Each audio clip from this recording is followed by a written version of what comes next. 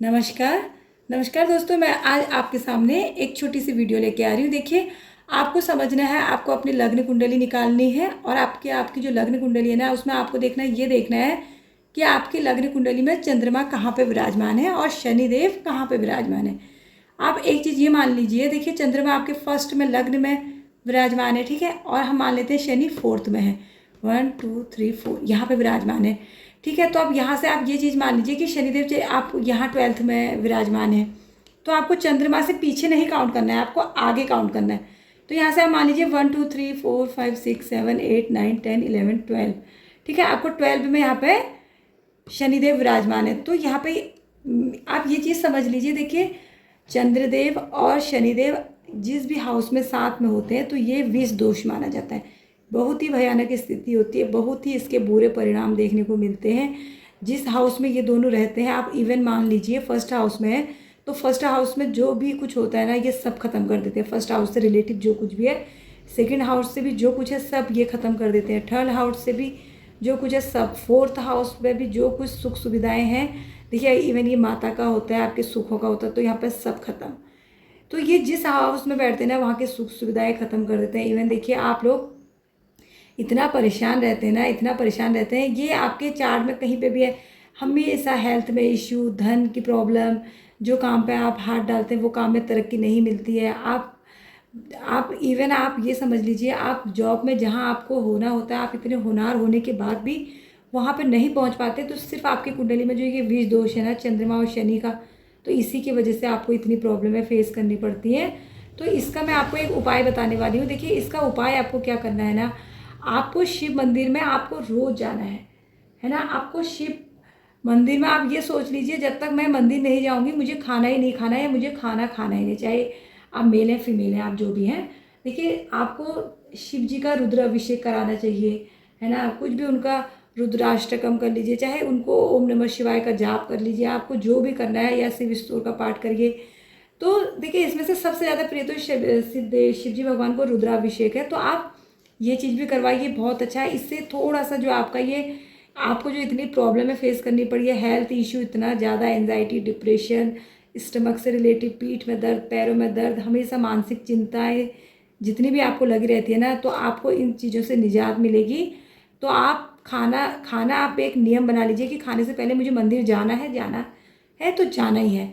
आप ये करके देखिएगा और उसके बाद मुझे बताइएगा। आप पहले अपनी जो कुंडली है, आप कुंडली निकालना, उसमें देखना शनि और चंद्रमा साथ में हैं, ठीक है। ये चीज़ है। और देखिए मैं एक चीज़ आपको बताना चाहती हूँ, मैं आपको एक चीज़ बताना चाहती हूँ। देखिए दक्षिण भारत में तो चंद्र कुंडली को ही बहुत ज़्यादा विशेष माना जाता है, वहाँ लग्न कुंडली को उतना विशेष नहीं माना जाता है। अभी भी वहाँ चंद्र कुंडली को ही बहुत ज़्यादा माना जाता है।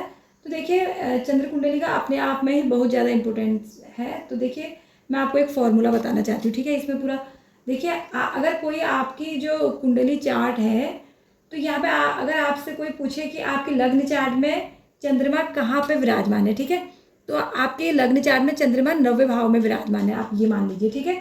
और फिर आपसे पूछेंगे कि आपकी चंद्र कुंडली में चंद्रमा कहाँ पे विराजमान है, तो ये 5th में है, तो आप बोलेंगे लग्न में 9th में है और चंद्र में 5th में है। तो ऐसे हम इसको यहाँ से हम इसको देखते हैं ऐसे, ठीक है। तो देखिए अब मैं आपको एक चीज़ बताना चाहती हूँ।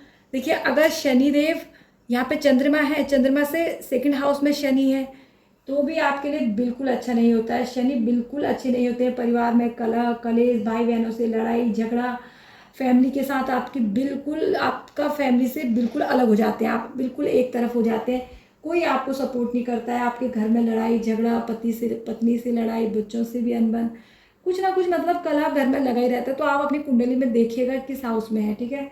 ये जो शनिदेव और चंद्रमा है ना, इनकी बिल्कुल नहीं बनती है, बिल्कुल भी नहीं। चंद्रमा ऐसे प्लेनेट है ना, देखिए ये 2.25 दिन में तो बस आपको ये चीज़ देखना है। यहाँ पे देखिए फैमिली से आपका बिल्कुल बॉन्डिंग नहीं बनने वाली है, और आप कितने भी लायक हो ना, कितने भी योग्य हो, कितने भी आप अच्छे हैं, तो आपको हमेशा धन से प्रॉब्लम लगी रहेगी, अन्न की आपको हमेशा प्रॉब्लम। आप मतलब जो भी आप किसी का भी चार्ट देखिएगा, अगर चंद्रमा से आगे शनि है तो आप पैसा बचा ही नहीं पाएंगे बिल्कुल। आप जैसे जितना कमाएंगे उसी में आपका सब खर्चे हो जाएंगे, बस 1 रुपया आप बचा नहीं पाएंगे, ऐसी स्थिति होती है। ये मैं इतनी कुंडलियों में देख चुकी हूँ, इतना पढ़ चुकी हूँ, तब मैं आपको बता रही हूँ कुंडली के बारे में। ऐसे ही अपने मन से कोई टॉपिक नहीं आपको बता रही हूँ, तो आप देखिएगा, उसके बाद आप खुद अपना प्रेडिक्शन अपने हाथ से कर सकते हैं अपनी कुंडली में शनि की स्थिति और चंद्रमा की स्थिति देख के। तो यहाँ पे बहुत आपको देखिए, जो शनि और चंद्रमा साथ में होते हैं ना, तो ये विष दोष जो होता है आपको इतनी प्रॉब्लम है इसमें भी देखने मिलती है। अगर आप सोचते हैं कि आपका नौकरी में मन नहीं लगता, एक नौकरी छोड़ के दूसरी नौकरी छोड़ के तीसरी, बहुत आपका जो मन है वो उदास रहता है, आपका एक जगह दिमाग टिकता ही नहीं है, आप नई खोज में निकल जाते हैं, हमेशा नई टॉपिकों में निकल जाते हैं कि नहीं मुझे ये, आपकी बॉस के साथ अंडरस्टैंडिंग नहीं बनती है, बॉस के साथ लड़ाई हो जाती है। ये चंद्रमा और शनि ना आपके साथ ऐसा कर रहे हैं। अगर आपकी कुंडली में ये चीज़ है ना, तो आप इसी की वजह से इतना परेशान हैं और हमेशा आप सोचते कुछ और है, हो कुछ और जाता है। तो यहाँ पे ये है, आपकी माता इससे तो आपकी बनती ही नहीं है। और माता अगर 4th हाउस में है ना, तो समझ ली माता तो पहले माता है, तो इस 4th हाउस में माता का भी होता है, तो इस हाउस के जितने शुभ हैं वो सब खत्म हो जाते हैं। 7th हाउस में, 7th हाउस मैरिड का होता है, अगर 7th हाउस में है बिजनेस का होता है, तो समझ लीजिए सब खत्म है। तो ये चीज़ होती है। तो आपको शिव जी का अभिषेक जरूर कराना चाहिए, जरूर कराना चाहिए। खाना भूल जाएगी, लेकिन शिव जी मंदिर में आप जाना बिल्कुल ना भूलें। ये बात आप मेरी सुन लें, कहीं पे गांठ बांध के आप नोट कर लीजिए। तो ये चीज़ें आपके, अगर अभी तक आपको ये चीज़ नहीं पता था तो आप ये चीज़ देख लीजिए। बहुत ही भयानक स्थिति होती है, तो अच्छा नहीं होता है। चंद्रमा और शनि जो होते हैं ना, देखिए चंद्रमा 2.25 दिन में राशि परिवर्तन करते हैं और शनिदेव 2.5 साल में राशि परिवर्तन करते हैं। तो ये सनई सनई करके चलते हैं और चंद्रमा बहुत फास्ट चलते हैं। वीडियो अच्छी, तो अगर आपको वीडियो अच्छी लगी हो तो कमेंट करिए, लाइक करिए। अगर हमारे चैनल को आपने सब्सक्राइब नहीं किया है तो हमारे चैनल को सब्सक्राइब करिए। तो राधे राधे, हर हर महादेव। अगली वीडियो में फिर मिलते हैं। अपना प्यार यूं ही बनाए रखिए।